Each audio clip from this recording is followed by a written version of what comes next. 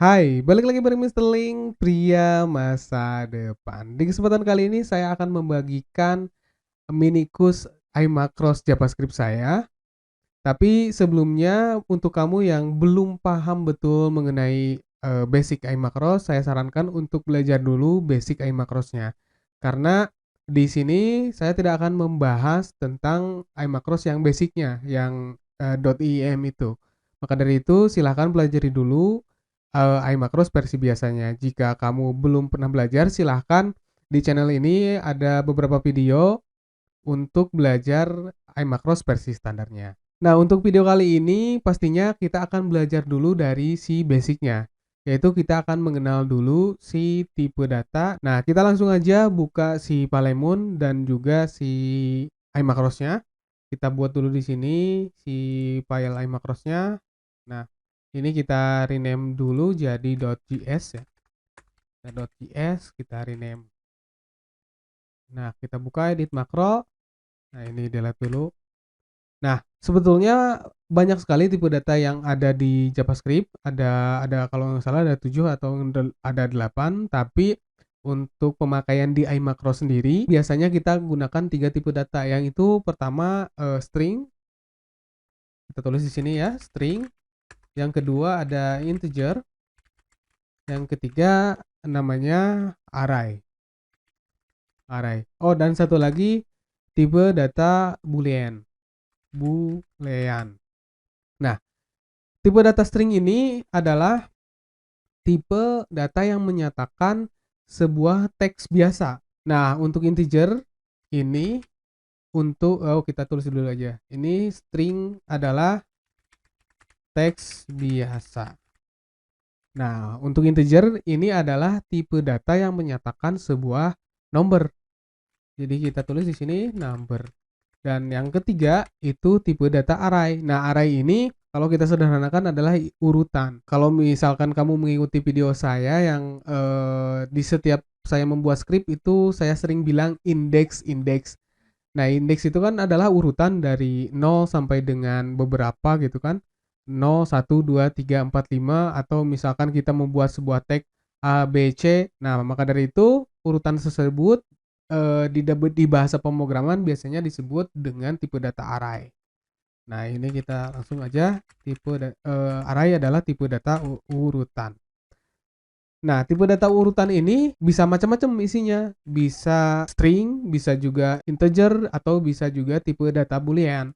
Tergantung kita menggunakan si tipe data si array-nya ini. Mungkin nanti di video sambil jalan kita akan langsung aja pakai si tipe data array ini. Dan nah, yang terakhir yang sering kita gunakan yaitu tipe data boolean. Nah, tipe data boolean ini adalah simpelnya sebuah variabel yang menyatakan ya atau tidak. Kita tulis saja yes, no. Nah, mungkin nanti kita akan contohkan cara penggunaannya.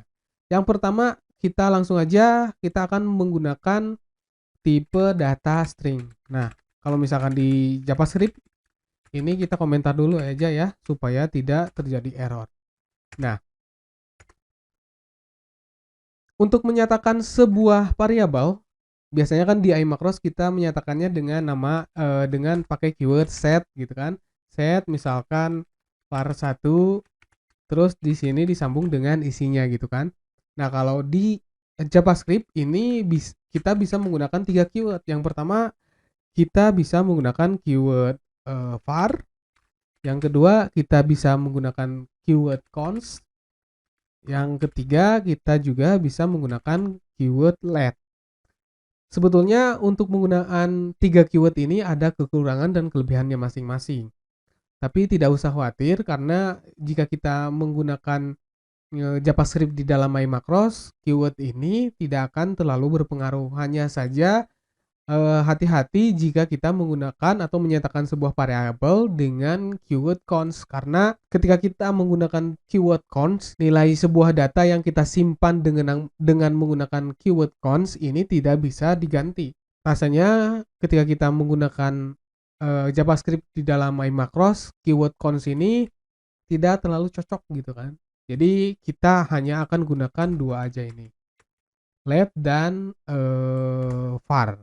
Terserah ini mau gunakan apa saja, pada intinya ini sama saja penggunaannya. Nah, kita langsung aja ke cara pembuatan si variabel. Nah, contoh kita misalkan akan membuat variabel dengan menggunakan keyword var. Nah, ini kita tulis var, lalu di mana kursornya ini ya? Kita close dulu aja.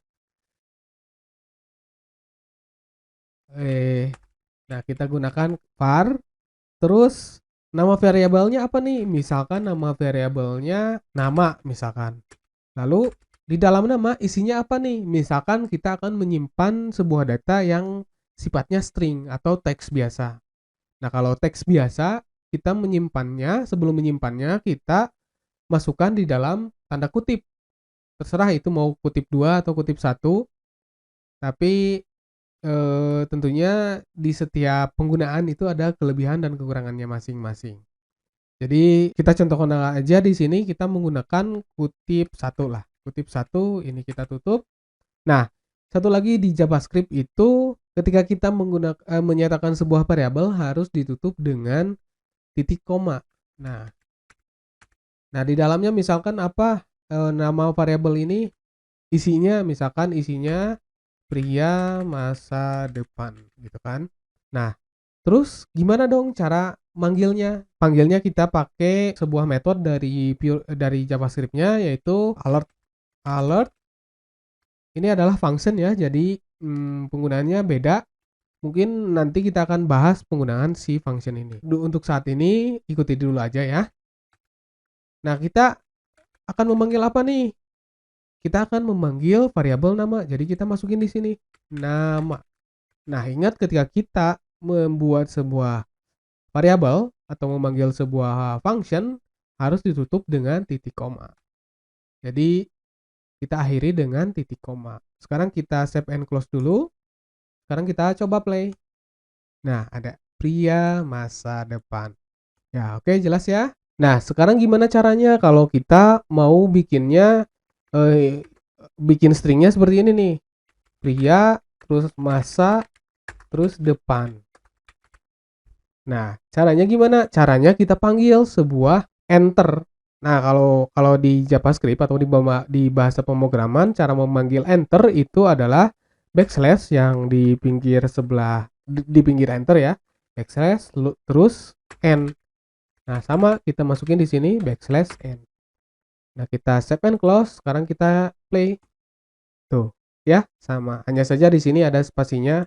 Kalau misalkan kita mau rata, ini hapus aja di sini nih. Ini hapus, ini juga hapus, ini hapus. Save and close, kita play. Nah, pria masa depan. Nah, sekarang gimana dong kalau misalkan kita mau menambahkan kata lagi di dalam sebuah nama variabel? Bisa. Caranya gimana? Ini hapus dulu aja. Biarkan. Nah, caranya gimana? Caranya ini di dalam bahasa pemrograman disebutnya chaining ya. Chaining variabel. Jadi kan kita mau menambahkan data di dalam variabel nama. Caranya gimana? Caranya kita tulis nama sama dengan plus. Terus apa nih yang akan kita tambahkan? Misalkan kita memasukkan string lagi. Di sini kita memasukkan kata atau belajar JavaScript. Nah, sekarang kita save and close. Harusnya pria masa depan belajar JavaScript ya hasilnya. Kita coba. Oh, ini error ya, saya salah. Harusnya ini bukan sama dengan plus, tapi plus sama dengan. Nah, jadi simpelnya gini.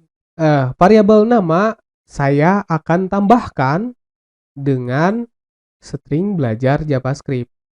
Jadi seperti itulah penjelasannya. Sekarang kita coba ya. Save and close, kita play. Nah, pria masa depan belajar JavaScript. Nah, sudah ya. Sekarang kita akan coba untuk membuat sebuah variabel yang isinya tipe data integer. Apa itu integer? Integer itu adalah sebuah nomor.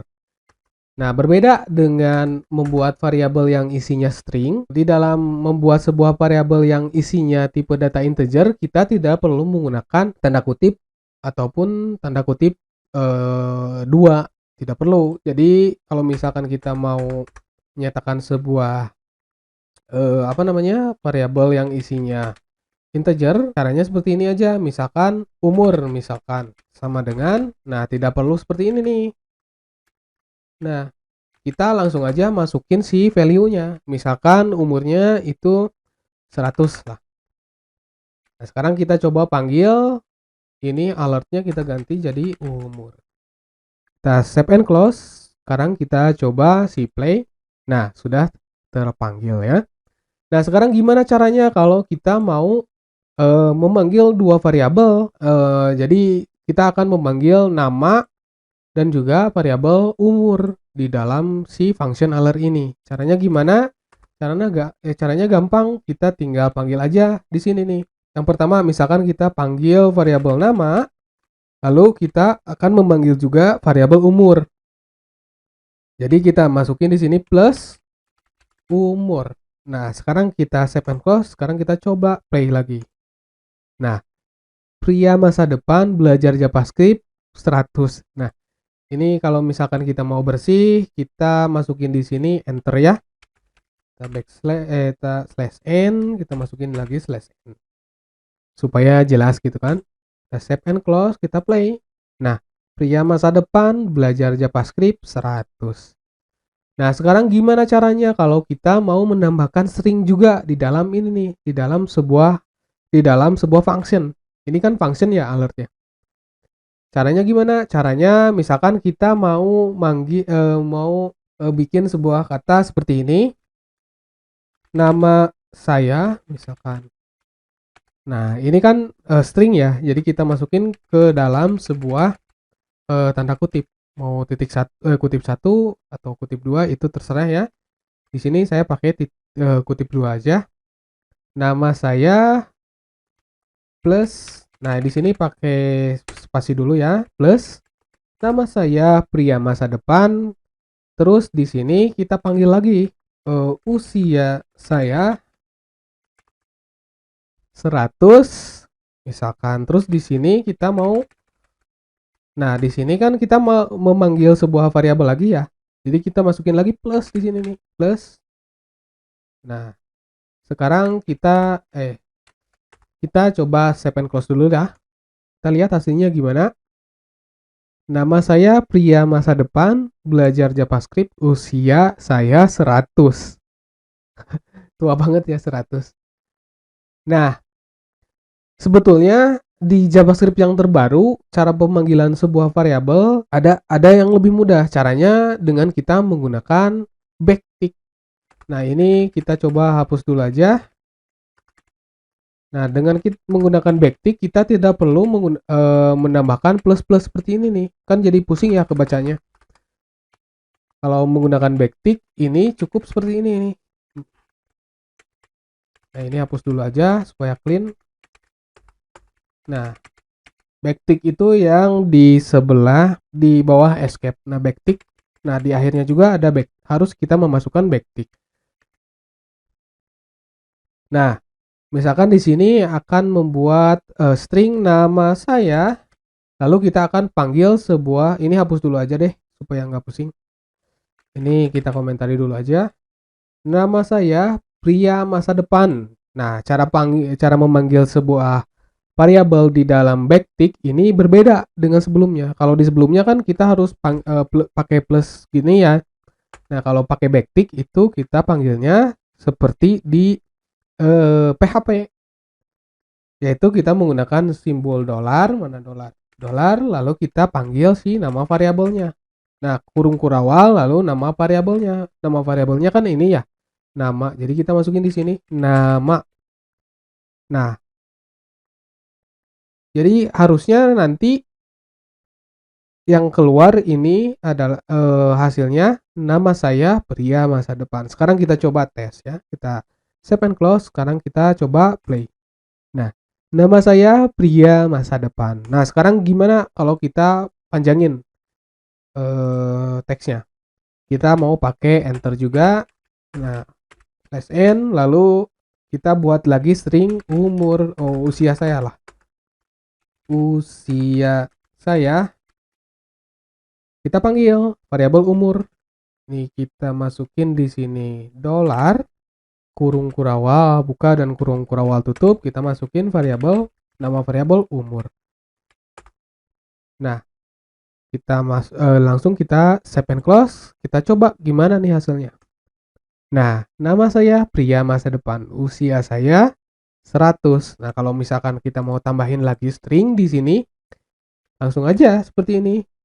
100 tahun misalkan. Seperti itu kita langsung save and close, kita play. Nah, nama saya pria masa depan, usia saya 100 tahun.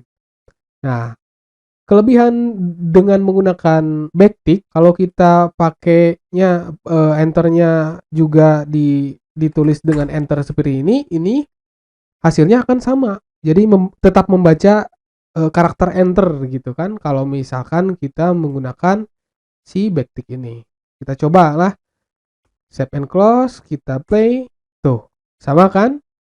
Nah, kelebihannya seperti itu teman-teman. Dan juga ketika kita memanggil sebuah variabel ini tidak memusingkan, berbeda dengan JavaScript yang sebelumnya, yang versi lama gitu kan. Kalau ini kan versi terbaru ya, pakai backtick ini.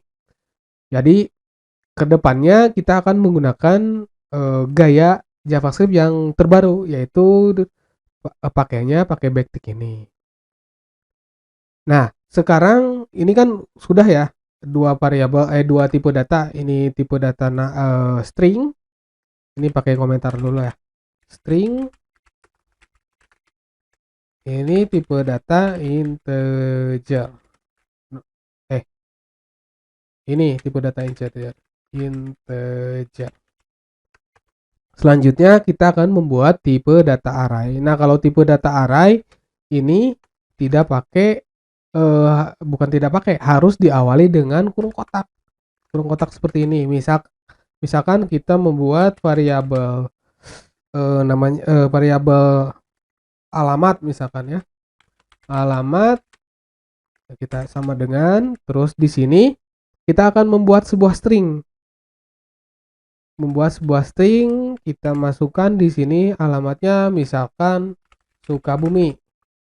Nah, seperti yang saya sudah jelaskan tadi, tipe data array itu kan kumpulan dari beberapa tipe data. Misalkan kita di sini tipe value yang kedua, kita akan masukkan tipe data integer, tipe data nomor. Nah, caranya gimana? Caranya kita masukin di sini aja. Koma, lalu tipe data integer kan tidak perlu pakai titik 2 ya. Kita masukin di sini langsung nilai si nomornya. Misalkan nomornya 69 deh. 69. Ingat di belakangnya itu harus ada titik koma. Nah, ini kita komentari dulu aja. Nah, sekarang gimana cara panggilnya? Kita tulis dulu di sini function untuk memanggilnya, untuk contoh ya. Alert, kita panggil alamat, variabel alamat. Nah, kita akan panggil indeks keberapa nih? Indeks itu urutan yang keberapa nih? Nah, ingat di dalam CSP juga kan kita sering pakai juga kolom 1, kolom 2, kolom 3 itu dipisahkan dengan koma ya. Nah, sama di dalam array juga dipisahkan dengan koma. Jadi kalau kita mau manggil si indeks yang isinya Sukabumi ini, kita panggilnya pakai kurung kotak 0, indeks 0. Karena apa? Karena JavaScript itu mulai menghitungnya dari 0, bukan dari 1. Nah, sekarang kita coba running dulu aja. Kita save and close, kita coba play. Nah, Sukabumi. Nah, sekarang gimana caranya kalau kita mau panggil yang kedua ini? Indeks kedua. Ini kita ganti aja jadi value-nya 1. Kita coba save and close. Sekarang kita coba play. Nah, 69. Bisa seperti itu. Nah, gimana caranya kalau kita mau manggil tipe data array ini dengan gaya JavaScript terbaru, yaitu pakainya backtick. Nah, ini kita masukin di sini aja backtick. Nah, misalkan kita tulis sebuah string lagi ya. Saya tinggal di, kita panggil variabel alamat pakai dolar, lalu ini kita masukin di sini kurung kurawal. Nah, ini juga sama kurung kurawal, kita coba. Nah, ini ganti ke 0 karena kita akan manggil yang Sukabumi bukan yang 69. Nah, sekarang kita coba save and close. Kita play. Nah, saya tinggal di Sukabumi. Nah, kalau kita mau panggil lagi yang kedua, misalkan di sini kita tambahkan lagi nomor rumah saya, kita panggil lagi si apa namanya, si tipe data array yang alamat itu kita panggil kurung kurawal alamat, kita panggil si 69. Ini kita masukin kurung kotak, lalu kita masukin di sini indeks ke 1. Ya, sekarang kita coba save and close, coba kita play lagi. Nah, saya tinggal di Sukabumi, nomor rumah saya 69. Nah, mungkin segitu dulu aja teman-teman karena suara saya ini sudah agak serak juga. Jadi kita akan sambung ke video selanjutnya mengenai function. Sampai jumpa di video selanjutnya.